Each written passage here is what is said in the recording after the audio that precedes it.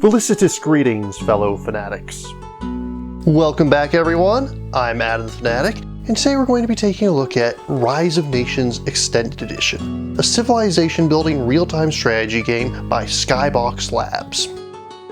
Originally released in 2003 by Big Huge Games, Rise of Nations takes heavy inspiration from both Age of Empires and Sid Meier's Civilization. The latter of which is little surprise considering that project lead Brian Reynolds was also the lead designer of both Sid Meier's Civilization 2 and Alpha Centauri. Extended Edition also includes the expansion Thrones and Patriots, which introduced additional playable nations, expanded single-player options, and allowed players to craft unique bonuses for their nation over the course of the game through governmental policies. At its heart, Rise of Nations uses concepts similar to Age of Empires. It's a real-time strategy game wherein over the course of the game, you'll build up your cities and make several leaps of technology represented by ages, which will unlock new features and upgrades. Unlike the Age of Empires titles, which represent a few hundred years at most, Rise of Nations goes through a total of 8 ages, starting at about 2000 BC with the Ancient Age, where you'll be fighting with bows and slings, and eventually progressing all the way to the Information Age, with aircraft carriers and stealth bombers. In typical RTS fashion, the beginning of the game is all about getting your economy up and running. Whereas most RTSs usually only have 1 to 3 resources, Rise of Nations has you managing no less than 6. Right at the start of the Ancient Age, you'll already be using farms to gather food and lumber camps for wood, but before long, you'll also be making mines to collect ore, caravans to generate wealth, and universities to research knowledge. Then finally, once you reach the Industrial Age, you'll gain access to oil as a late-game resource. No resources are limited. Any source will provide its bounty indefinitely. However, unlike many other RTSs, you can't simply spam workers in order to accumulate an ever-increasing flow of resources. You have a limit to the income you can receive from any one resource, though this will increase as you research more technologies throughout the game. As you'd expect, you'll build barracks to train infantry units, stables, which are eventually replaced by auto plants, to build cavalry, factories to build siege units all the way from catapults to rocket launchers, docks to build ships and eventually submarines, and later air bases to build, what else, aircraft. In the late game, you'll also be able to construct missile silos to launch either cruise missiles or nukes. Nuclear missiles are as devastating as you might expect. One is enough to bring an entire city to its knees. However, every time one is launched, you'll see an Armageddon counter tick down. If it reaches 0, the game ends and everyone loses. No, I did not say it ends in a draw. Everyone loses. Strange game. The only winning move is not to play. Combat has the typical rock, paper, scissors style of counters that one would expect of RTSs. Heavy infantry defeats cavalry, light infantry defeats heavy infantry, and skirmishers defeat light infantry, etc. Every unit has 1 or more unit types that it's weak against. But there's some things that set combat apart from other games. Firstly are generals, which give a morale bonus to all units in range, and also have a bag of tricks that allow them to turn the tide of battle. They can entrench defenders, set up an ambush to render their army temporarily invisible, or initiate a forced march to boost the speed of nearby units. The other unique feature is attrition. Every city and fortress exudes its own borders, which can be enhanced through various technologies. And if you're in enemy territory without supplies, your forces will take attrition damage. This can be avoided by keeping them near supply wagons, which makes said wagons prime targets for a defending army. But combat isn't the only place where the game differs from the norm. Much like the Civilization series, warfare is neither the sole focus of the game nor the only path to victory.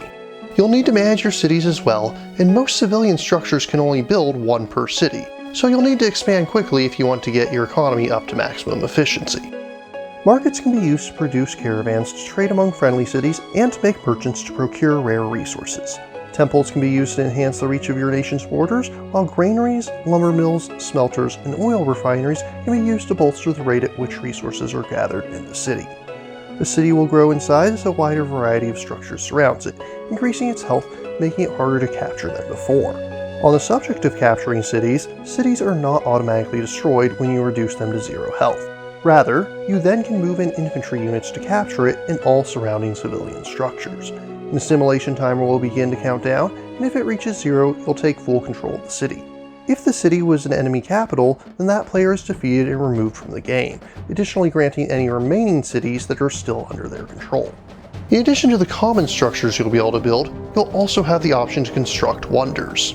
Much like the Civilization series, Wonders of the World provide unique bonuses to the nation that builds them, but each can only be built once. And if another player finishes building the same wonder before you, then all the time put into it is lost. Each city can only house one wonder, so you'll need to spread out if you want to maximize your use of them. In addition, each wonder produces 1 to 8 wonder points. If a team or player surpasses the opponent with the second highest number of wonder points, then a victory timer will begin to count down. If no one is able to catch up, either by building more wonders themselves or by destroying some that the leader currently controls, then when the timer hits 0, they win the game.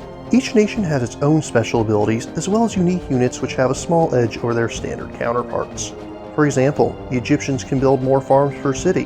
Their farms generate a small trickle of wealth, and they can also build 2 wonders per city instead of 1. Meanwhile, the French get a bonus to wood production, as well as having supply wagons that heal nearby units.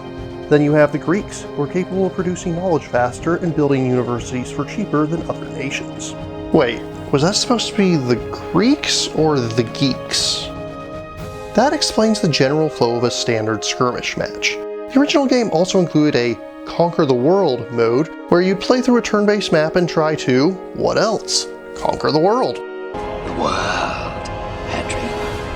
I want the world. You'll be able to gain permanent bonuses through wonders and rare resources, while the Armageddon counter will persist throughout the entire campaign. So try not to get locked into a nuclear war late game. It does get a little repetitive as things go on, especially at the end game when you're able to simply steamroll through your remaining foes. However, Thrones and Patriots expanded upon this idea with 4 more focused campaigns, each with more unique scenarios. In Alexander the Great and Napoleon, you'll take on the role of the namesake leader, trying to conquer the Mediterranean or Europe respectively. Meanwhile, the Cold War introduces a bevy of new rules, allowing you to attempt to achieve victory as either the USA or the USSR in the famed Twilight Struggle. Each of these has a great deal of its own nuances that it brings to the game, and provides for a truly unique and satisfying single-player experience that, quite frankly, the game was missing without its expansion. All in all, Rise of Nations is a wonderful blend of the familiar and the unique. It has enough there that RTS fans will feel right at home with the game, especially fans of Age of Empires in particular. But unlike its competitor, Empire Earth, it truly does enough unique that it feels like its own game, standing apart from other titles within the genre. Although each nation may not be completely unique, they all have enough differences that they will change how you play. The biggest downside is probably the amount of micromanagement required for the title. Since empire building is just as important as commanding your armies, you're going to have to use those hotkeys a lot, and you'll constantly be juggling tasks.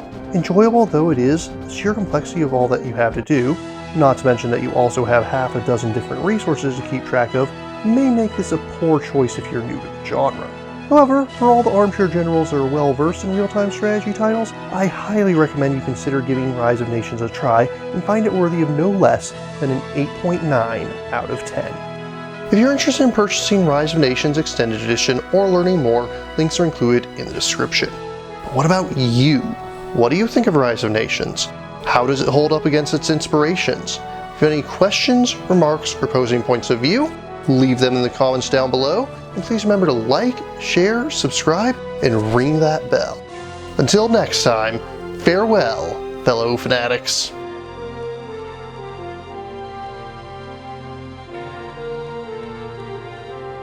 Thank you again for watching. I have plenty more to share with you if you're interested. You can click up here above my head to subscribe to my channel. You can click over here on my monitor to see the most recent video that I've worked on.